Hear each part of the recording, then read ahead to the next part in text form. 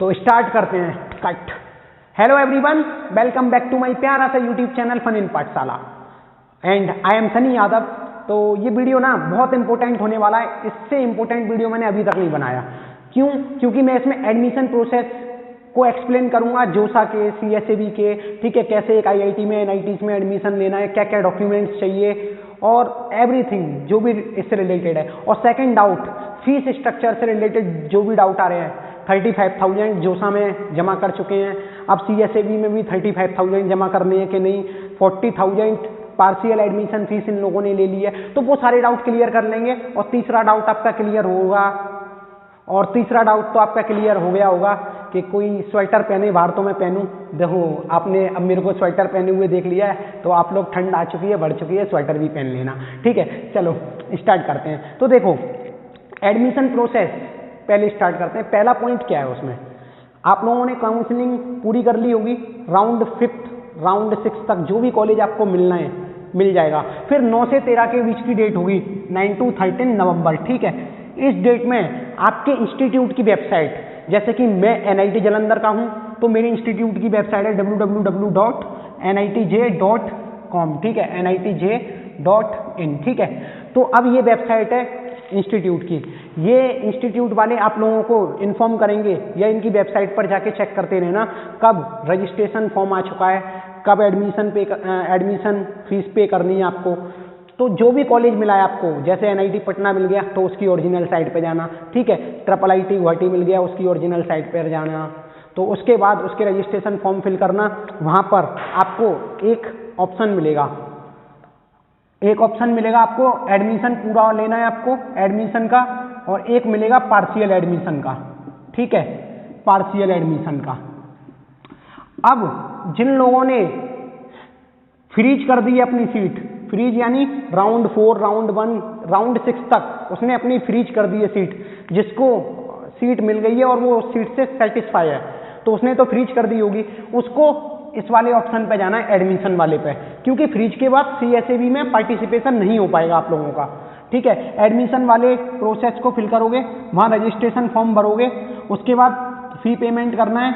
और जिन लोगों के डाउट हैं फी कैसे पे करनी है, तो उन लोगों को बता दूं, जोसा में आपने 35,000 दे दी है, 1500 तो रजिस्ट्रेशन फीस है, वो इसमें नहीं जोड़ेंगे हम, ठीक है। और ये 35,000 देने के बाद आप पार्शियल फीस सबमिट करोगे 40,000, जो लोग CSAB में जाएंगे। और ये फीस उन लोगों को भी सबमिट करनी है, उन लोगों को तो सारी फीस सबमिट करनी है जिनको सीट चाहिए फ्रीज करके, मतलब एडमिशन जिनका हो जाएगा। तो 40,000 पे करोगे तो कितना हो गया, लगभग 75,000 हो गया, ठीक है। अभी 75,000 रुपीज़ अगर आपकी इंस्टीट्यूट फीस से ओवर हैं, ओवर यानी जैसे मान लीजिए 5 लाख से ऊपर की जिसकी फैमिली इनकम है, उसकी ज़्यादा से ज़्यादा कितनी फीस होगी, 70-72 हज़ार, ठीक है।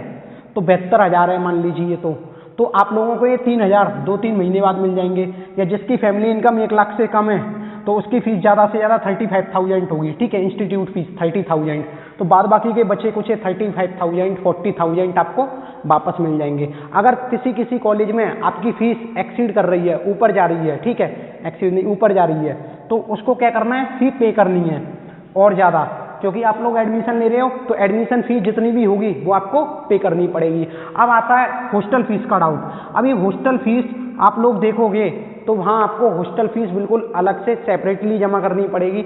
अब जो लोग ये कह रहे हैं कि भैया हमें तो अभी ऑनलाइन क्लासेस लगेगी, तो हॉस्टल लें या नहीं लें, तो देखो, आपको NITs में IITs में हर सेमिस्टर हॉस्टल दिया जाता है, ठीक है। तो अगर आप इस सेमिस्टर में हॉस्टल नहीं लोगे तो अगले सेमिस्टर में हॉस्टलर के लिए अप्लाई कर सकते हो। लेकिन मैं कहता हूँ रिस्क मत लो, अगर क्या पता नोटिफिकेशन आ जाए ऑनलाइन क्लासेस के बाद ऑफलाइन का बीच में ही, ठीक है, पूरा सेमिस्टर कंप्लीट नहीं हुआ हो तो, और तुम्हें हॉस्टल की ज़रूरत होगी, तो रजिस्टर्ड करा देना हॉस्टल के लिए भी। और साथ में वो लोग है ना, हॉस्टल के मेस फीस नहीं लेंगे तुम लोगों से, क्योंकि खाना तो तुम खा ही नहीं रहे हो, तो वहाँ का जो रूम चार्ज होगा, एक्स्ट्रा चार्ज होगा, वही लगेगा बस, ठीक है। अब हॉस्टल फीस हो गई, फी पेमेंट हो गया, ये एडमिशन प्रोसेस के लिए पूरा हो गया। अब मैं यहाँ पर बताऊंगा पार्शियल एडमिशन के बारे में। अब यहाँ पे देखो, मजा आ रहा है ना आप लोगों को, एंड तक देखोगे तो सब समझ में आएगा। अभी पार्शियल एडमिशन का क्या चक्कर है, पार्शियल एडमिशन का एक ही चक्कर है भैया, जिनको भी कॉलेज मिल गया है राउंड 6 तक, उसने ऑप्शन चूज किया है फ्लोट या स्लाइड का, यानी वो अपनी सीट से खुश नहीं है, तो वो CSAB में पार्टिसिपेट करना चाह रहा होगा। लास्ट में उसको जो भी सीट अलॉटमेंट लेटर मिला है, चाहे वो NIT इलाहाबाद का हो, चाहे वो IIT गुवाहाटी का हो, किसी का भी हो, ठीक है, तो उसको क्या करना है, अब यहाँ पे चूज करनी है partial admission fee. Partial admission fee choose करने के बाद वो लोग तुमसे रजिस्ट्रेशन फॉर्म तो फिल करवाएंगे, साथ में वहाँ पे एक ऑप्शन देंगे कि इस सीट को तुम सेफ रखना चाह रहे हो या नहीं, तो अपने हिसाब से फ्लोट और स्लाइड वहाँ पर चूज करना पड़ेगा, ठीक है, दोबारा से। उसके बाद तुमने जो भी ऑप्शन चूज किया तो वो लोग ये कहेंगे भैया पार्शियल फीस भर दो 40,000 रुपीज़ और CSAB में पार्टिसिपेट कर लो, ठीक है, CSAB में पार्टिसिपेशन करने चले गए आप लोग। अब एक और डाउट आता है कि जब हम CSAB में पार्टिसिपेट करेंगे तो कौन सी एक्स्ट्रा फीस लगेगी या कितनी एक्स्ट्रा फीस लगेगी, ठीक है। तो देखो ये तो फिक्स है, जो जनरल कैंडिडेट हैं, OBC कैंडिडेट हैं, उनको देनी है 1500 रजिस्ट्रेशन CSAB फीस, ठीक है, रजिस्ट्रेशन CSAB फीस। अब जैसे जोसा में 35,000 लिए हैं, क्या CSAB में भी 35,000 ऐसे ही लेंगे? तो उसका डाउट एकदम क्लियर हो गया कि CSAB में 35,000 नहीं लेंगे, क्योंकि यहाँ पे इन्होंने पार्शियल एडमिशन फीस ले ली, जिसको सिक्योरिटी फीस भी बोल सकते हैं, सीट की सिक्योरिटी के लिए ली है। और जो जोसा में 35,000 रुपीज़ होंगे आपके, वो एडजस्ट हो जाएंगे आपके CSAB में।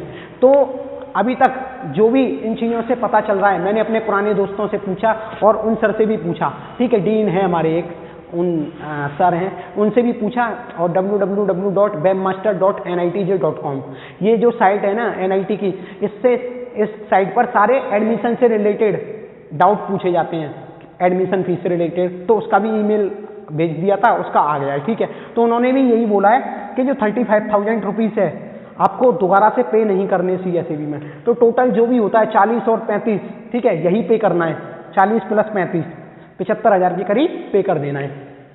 अब इतना तो आपको समझ में आ गया होगा, इसमें कोई भी डाउट नहीं होगा, ठीक है। अब इसके बाद क्या है, जैसे ही आप CSAB में पार्टिसिपेशन के लिए चले गए 1500 फिल करके, वहाँ पर 1500 देने के बाद एडजस्ट हो गया, तो CSAB में आप अपनी नई तरीके से चॉइस भरोगे। ऑफिशियल नोटिस आ चुका है CSAB से, और उसके ऊपर मैं वीडियो भी बना चुका हूँ कि कितनी तारीख से कितने तारीख तक क्या होगा, शेड्यूल आ चुका है। तो वहाँ पर वो 16 से 19 तारीख तक आपको रजिस्ट्रेशन करना है और चॉइस फिल करनी है, ठीक है। तो अपनी चॉइस को है ना एकदम एक्यूरेटली भरना, अब की बार कोई भी ब्लंडर मिस्टेक मत करना। अब साथ में CSAB में चॉइस फिल करोगे, ठीक है, तो डॉक्यूमेंट वेरीफाई होंगे आपके। डॉक्यूमेंट जो आप जोसा में वेरीफाई करा के आ चुके हो, जो डॉक्यूमेंट जोसा में वेरीफाई करा के आ चुके हो वही CSAB में होंगे। लेकिन जब आप सीधे रिपोर्टिंग करोगे ना इंस्टीट्यूट को सीधे रिपोर्टिंग करोगे, तब उसमें कुछ डॉक्यूमेंट्स बढ़ जाते हैं, इसीलिए मैं एक बार सारे डॉक्यूमेंट्स बता दे रहा हूं। अगर कोई मिस हो गया होगा तो आपको पता होगा, मैं नीचे कमेंट सेक्शन में लिख दूंगा।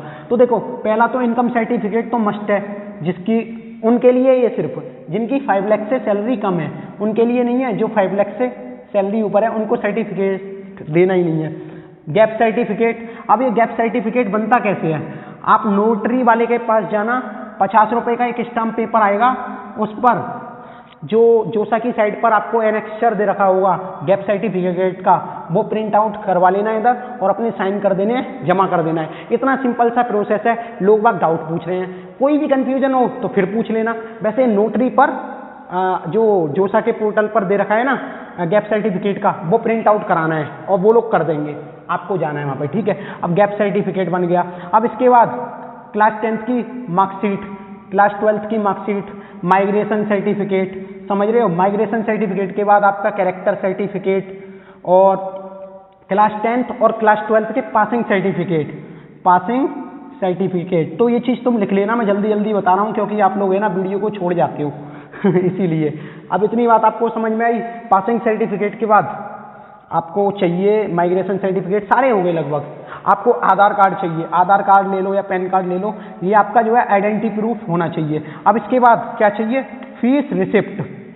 अब डाउट आ रहा था फीस रिसिप्ट मतलब कैसे आएगी। देखो, दो तरीके के मोड हैं। ऑनलाइन मोड है, ऑनलाइन मोड में आप डेबिट कार्ड क्रेडिट कार्ड से फीस सबमिट कर सकते हो, ये 40,000 रुपीज़। और भाई टाइम पर जमा कर देना वरना सीट कैंसिल है, ठीक है, कोई रिस्क मत लेना इस चीज़ में।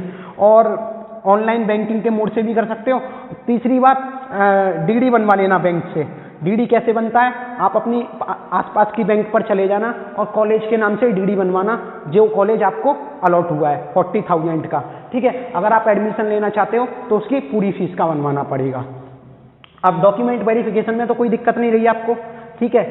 कोई भी अगर डॉक्यूमेंट एक आध कम पड़ जाता है, मैं यहाँ बताना भूल गया हूँ तो मैं नीचे कमेंट सेक्शन में लिख दूंगा एक और बार वीडियो देख के। तो अब CSAB में पार्टिसिपेशन की बात कर लेते हैं थोड़ी सी। देखो जैसे कि आप CSAB में पार्टिसिपेट करोगे तो वहाँ पे 2 एक्स्ट्रा ऑप्शन मिलेंगे फ्रीज फ्लोट स्लाइड के बाद। फ्रीज फ्लोट स्लाइड के बाद चौथा ऑप्शन मिलेगा आपको वहाँ पे सरेंडर, ठीक है, and participating in special round second, participating in special round second. अब इस ऑप्शन को कब चूज करोगे, जब आप अपनी पहली वाली सीट पे से सरेंडर कर दोगे और सेकंड राउंड में पार्टिसिपेट करोगे। सरेंडर यानी वो सीट तुमने लूज कर दी है, वो अगर मिली है तो उस सीट को खाली करना पड़ेगा, तब दूसरे राउंड में पार्टिसिपेट कर पाओगे। अब 5th ऑप्शन मिलेगा आपको surrender and not participating in second round.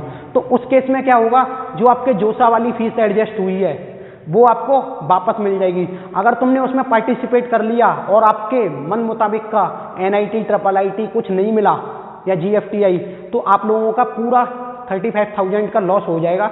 इसके बारे में मैंने एकदम डिटेल से वीडियो बनाई है फीस स्ट्रक्चर के बारे में, कब आपके 35,000 लॉस होंगे कब नहीं होंगे, ठीक है। तो वो पिछले रूटीन के हिसाब से बनाई थी, लेकिन एग्जैक्टली इस रूटीन में वो काम करेगी। तो मैं डिस्क्रिप्शन में उसका लिंक दे दूंगा, वो वीडियो जरूर देखना। और 25 या 26 तक ये सब कुछ हो जाएगा फुल एंड फाइनल, ठीक है। फिर आपकी आती है पढ़ाई की बारी। तो अभी हमारे कुछ सूत्र हैं, उनसे मैंने इन्फॉर्मेशन ली है और कुछ ऑफिशियल नोटिस आ चुके हैं, तो उनको भी डिस्कस करेंगे हम अगली वीडियो में कि क्लास आपकी ऑनलाइन लगेंगी या ऑफलाइन लगेंगी। तो आपसे बस एक ही रिक्वेस्ट है कि चैनल को है ना सब्सक्राइब कर लो, और वीडियो तो अच्छी लगी गई होगी यार, क्योंकि एकदम इन्फॉर्मेटिव वीडियो है ये आपके लिए। तो लाइक का बटन दबाना बिल्कुल भी मत भूलना। थैंक यू दोस्त।